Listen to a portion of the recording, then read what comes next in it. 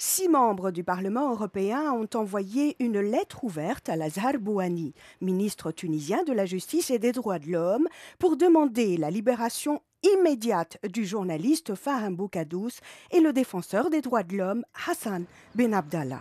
Le journaliste Boukadous, condamné à 4 ans de prison ferme pour avoir couvert des manifestations populaires dans le bassin minier de Gafsa en 2008 sur fond de chômage et de corruption. Dans cette émission, Marie-Christine Vergiat, députée européenne et co-signataire de la lettre ouverte, reviendra sur les conditions de détention des défenseurs des droits de l'homme en Tunisie. Elle nous dira aussi si le Parlement européen compte plaider pour la suspension des pourparlers avec la Tunisie en vue d'accéder au statut avancé dans ses relations avec l'Union européenne. Marie-Christine Vergiat qui n'a pu cacher son émotion en adressant un message de soutien aux 2 prisonniers. Madame Vergiat, bonjour et merci d'être avec nous. Bonjour. 5 membres du Parlement européen, dont vous-même d'ailleurs, ont envoyé une lettre ouverte au ministre tunisien de la Justice et des Droits de l'Homme. De quoi il s'agit? Nous sommes inquiets de la situation qui est faite à nombre de personnes, mais tout particulièrement à M. Boukadous et à M. Ben Abdallah. Qui sont en prison depuis plusieurs mois, qui ont des problèmes de santé l'un et l'autre, et dont les conditions de détention sont assez insupportables, y compris pour des gens qui sont d'abord et avant tout, pour l'un un militant syndicaliste, pour l'autre un journaliste qui a commis l'horrible faute de couvrir une crise sociale assez grave qui s'est passée dans le bassin minier de Gafsa. Donc ce sont des atteintes inadmissibles aux droits de l'homme, ce sont des atteintes répétitives vis-à-vis de tous ceux qui essayent de dénoncer la situation et même l'aggravation de la situation de la démocratie et des droits de l'homme en Tunisie. Ce sont des cas symboliques et nous pensons qu'en Tunisie, quelquefois les cas symboliques peuvent servir d'alerte à l'opinion publique et c'est pour ça que nous nous sommes engagés. J'insiste sur le fait que nous appartenons à 4 groupes politiques, vertes, socialistes, libérales et pour ce qui me concerne, gauche unitaire européenne, gauche verte nordique. Alors justement, nous aussi, on a symboliquement choisi d'émettre cette émission depuis le siège du Parlement européen ici à Bruxelles. Madame Vergiat, quelles sont les charges justement qui sont retenues de façon officielle, juridique, contre les 2 défenseurs des droits de l'homme, donc M. Boukadous et M. Ben Abdallah? Oui. Alors M. Ben Abdallah est accusé de rébellion et d'association de malfaiteurs. Quant à M. Boukadous, il est accusé de diffusion d'informations susceptibles de porter atteinte aux personnes et aux biens. Pour nous, ce sont des prétextes, hein, comme je le disais tout à l'heure. En fait, l'un est syndicaliste, l'autre journaliste. Un syndicaliste, ça dit un certain nombre de choses. Dans une démocratie, en tout cas, ça peut le dire en toute liberté. Un journaliste, c'est pareil. Un journaliste, ça informe. À Gafsa, nous avons eu plusieurs réunions au Parlement européen, d'ailleurs, sur la situation de Gafsa. Gafsa, il s'est passé un certain nombre de choses assez graves. Monsieur Boukadous a osé le dire, ce qui visiblement en Tunisie est insupportable pour les autorités tunisiennes. Alors, il y a des observateurs qui ont été mandatés par des organisations internationales des droits de l'homme. Les Nations Unies aussi sont impliquées dans cette affaire. Qu'en est-il du Parlement européen ? Le Parlement européen travaille beaucoup avec les organisations de défense des droits de l'homme qui sont nombreuses à avoir pris position par rapport à la Tunisie, je crois qu'on peut le souligner. Amnesty International, la Fédération internationale des droits de l'homme, Reporters sans frontières, Médecins du monde et j'en passe. Il y a une certaine unanimité dans le monde des défenseurs des droits de l'homme. Donc nous avons pour habitude de travailler avec les organisations de défense des droits de l'homme, de les entendre. Nous travaillons bien évidemment avec le réseau euro-méditerranéen des droits de l'homme, dont le président est tunisien, réfugié en France, à qui on a pris son passeport et que le gouvernement tunisien n'a même pas laissé aller au chevet de son père mourant qui vivait toujours en Tunisie. Donc nous travaillons avec l'ensemble de ces organisations, nous travaillons bien évidemment avec l'ONU, avec la Cour européenne des droits de l'homme, et nous essayons d'alerter la Commission sur le danger que peut représenter la signature d'un statut avancé pour la Tunisie. On en reviendra tout à l'heure d'ailleurs, on dira aussi un mot par rapport à l'accord d'association entre la Tunisie et l'Union européenne. Madame, est-ce que vous avez des contacts avec les avocats de ces deux prisonniers? Est-ce que vous avez une idée de leur état de santé? Alors je n'ai pas eu de contact récemment avec les avocats de ces prisonniers. Je viens d'avoir des nouvelles. Puisque mes collaborateurs m'ont amené une dépêche qui venait de tomber qui annonçait que M. Boukaddous avait dû arrêter sa grève de la faim. Je pense que pour son état de santé, c'est une bonne chose. C'est d'ailleurs ce que demandaient les organisations qui le soutiennent, parce que M. Boukaddous a d'énormes problèmes d'asthme. Il est dans une situation précaire, il était en grève de la faim depuis 39 jours, il avait d'ores et déjà perdu 9 kilos, donc c'est vrai que je pense qu'il mettait sa vie en péril, donc c'est une décision sage qu'il a prise là. Les organisations l'ont incité à arrêter cette grève de la faim après avoir obtenu des autorités tunisiennes l'assurance de meilleures conditions de détention. Nous allons plus loin, nous demandons leur libération. Mais si déjà ils pouvaient être incarcérés dans des conditions décentes, on aurait déjà avancé d'un tout petit pas. Mais nous, dans la lettre, nous exigeons sa libération et nous continuerons à le demander. Alors l'autre prisonnier, l'autre détenu, qu'en est-il de son état de santé aussi, de son moral en général? Lui aussi a des problèmes de santé. Je voudrais dire, j'ai pas eu de nouvelles récemment de sa situation de santé. Je veux dire qu'ils ne sont pas tout seuls. Il y a de plus en plus de personnes qui ont en Tunisie engagé les grèves de la faim. Ça me paraît dramatique quand on en arrive là pour attirer l'attention, à mettre sa vie en péril. Ce n'est pas rien. Le nombre de gens qui connaissent la répression s'étend, s'aggrave. C'est les journalistes, c'est les avocats, c'est les défenseurs des droits de l'homme, c'est les étudiants, c'est les syndicalistes. La liste est longue. Donc dans cette enceinte, je crois que tous ceux qui se sentent menacés de cette façon-là auront toujours une écoute attentive. C'est difficile de communiquer avec la Tunisie, je suis bien placée pour le savoir parce que mon blog n'est désormais plus accessible en Tunisie. Je fais partie du groupe 404 qui sont les hommes et les femmes qui disent des choses sur la Tunisie et dont le site, pour des raisons purement techniques bien sûr, dont le site n'est plus accessible en Tunisie, je le regrette. Alors, quelle est la position de la Tunisie vis-à-vis du pacte international des droits civils et politiques? Je pense que la Tunisie, comme un certain nombre d'autres pays d'ailleurs malheureusement, a signé le pacte des droits civils et politiques, mais considère ça comme un chiffon de papier peut-être, sans importance. Nous, ce n'est pas notre conception des droits de l'homme. Les droits civils et politiques, c'est l'essence même, la base même de la démocratie, la liberté d'expression.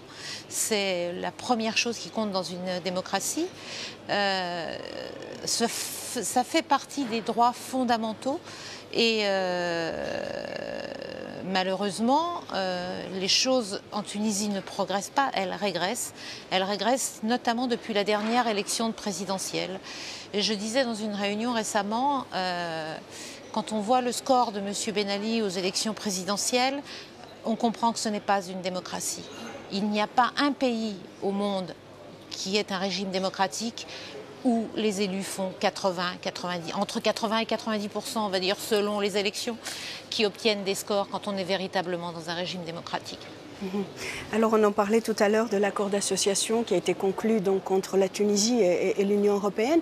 Là aussi, donc la Tunisie ne respecte pas ses engagements parce qu'il est stipulé clairement donc qu'il faille donc respecter les droits de l'homme.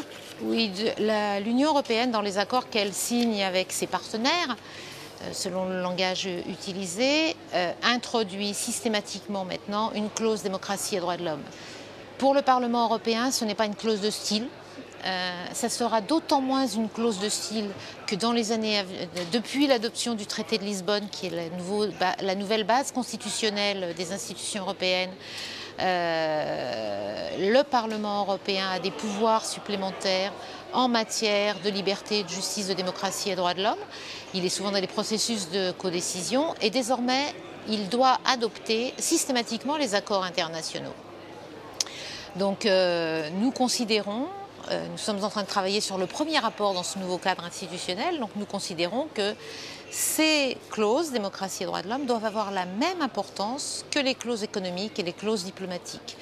Je dirais malheureusement que pour ce qui concerne les pays du Maghreb ou les pays dits de voisinage, trop souvent les intérêts de ce que j'appelle moi l'Europe forteresse, qui renvoie la question des immigrés dits clandestins aux frontières et qui demande à ces pays de régler leurs problèmes par rapport à l'immigration devient prégnante et que pour que ces pays, dont la Tunisie a signé un accord innommable, je dirais, avec le gouvernement italien en la matière, pour que ces pays acceptent de faire le sale boulot de l'Europe, on est prêt à fermer les yeux sur beaucoup d'autres choses et nous sommes nombreux dans ce Parlement européen à considérer que ce n'est pas supportable et nous continuerons de nous battre pour qu'on avance dans ces pays vers le respect de ces clauses démocratiques et droits de l'homme qui ont autant d'importance que les clauses économiques, que les intérêts économiques, les intérêts diplomatiques ou les intérêts politiques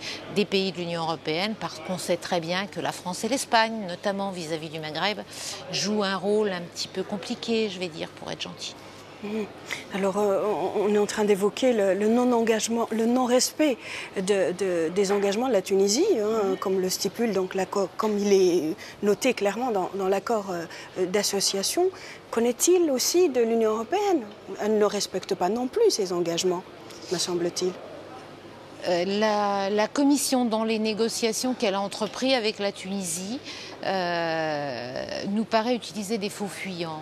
Ça fait plusieurs fois que j'interroge Monsieur Foule, le responsable des politiques de voisinage, Madame Ashton, notre haute représentante, et même Monsieur Barroso lui-même, le président de la Commission. Et à chaque fois, nous avons les mêmes réponses dilatoires. Et l'axe essentiel de cette réponse, c'est quand les négociations vers un statut avancé sont l'occasion de faire le point. Pour moi, ce n'est pas supportable. Nous sommes dans un accord d'association avec la Tunisie. La Tunisie ne respecte pas cet accord d'association.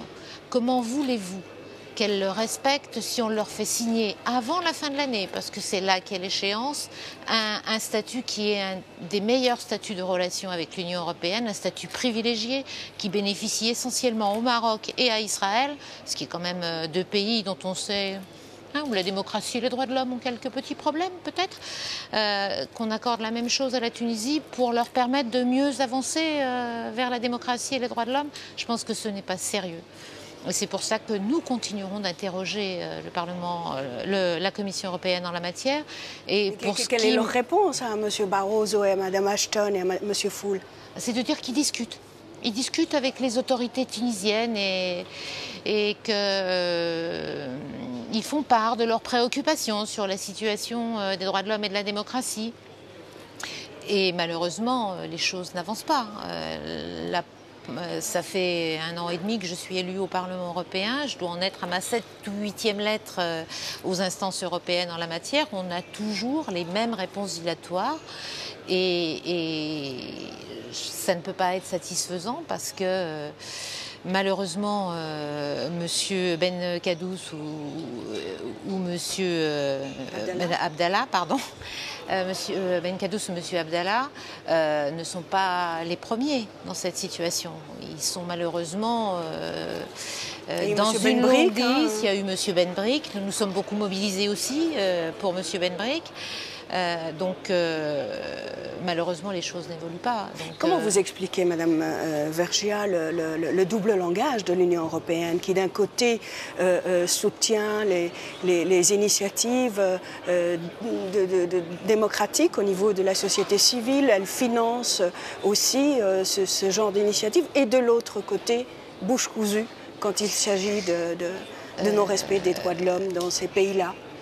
Je crois que les institutions européennes sont compliquées dans leur maniement, qu'elles font souvent beaucoup de compromis, qu'il y a une part de cynisme d'un certain nombre de personnes, une part de naïveté d'un certain nombre d'autres. J'ai l'occasion de discuter avec un certain nombre de mes collègues sur ces questions-là. Beaucoup disent que quand on discute avec... quand on permet à l'Union européenne d'être plus présente dans un pays, on permet aussi d'avoir des interlocuteurs de l'Union européenne à la société civile.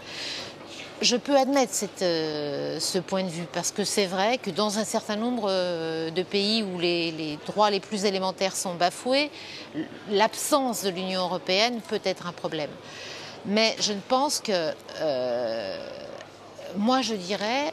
Au point où on en est en Tunisie, il faudrait exiger du gouvernement tunisien de respecter sa parole internationale, sa parole vis-à-vis de l'Union européenne dans le cadre de l'accord d'association, et que si cette parole est engagée, on pourrait aller vers un statut d'avancée.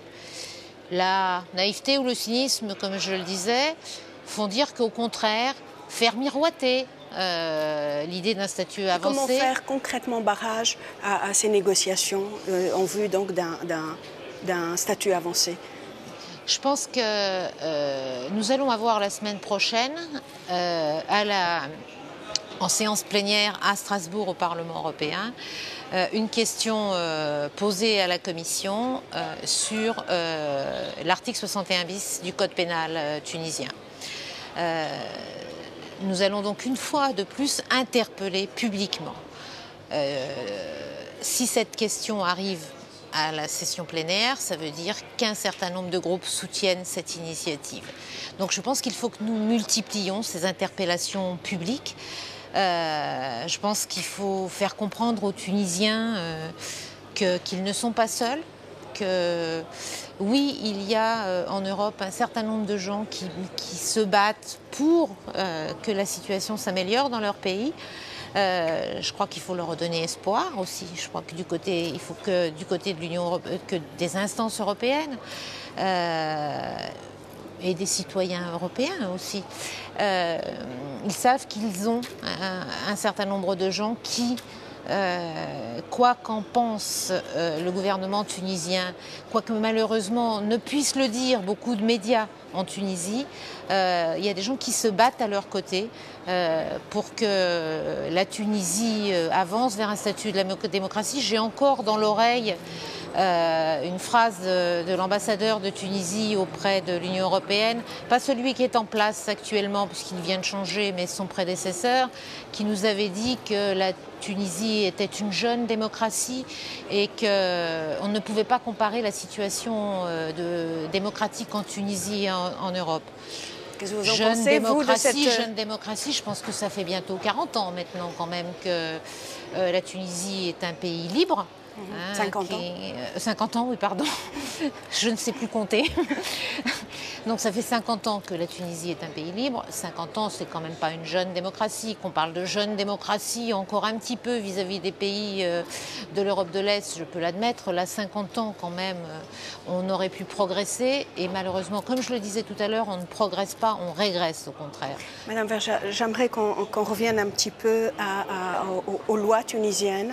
Oui. L'article 61 bis qui a été voté récemment donc en Tunisie et qui pénalise toute personne qui tenterait de toucher les intérêts vitaux de ce pays.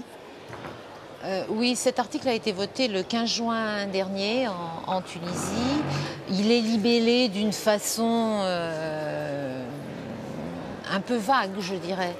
Mais les défenseurs de la démocratie et des droits de l'homme ne s'y sont pas trompés, les organisations internationales ne s'y sont pas trompées puisqu'elles ont toutes protesté.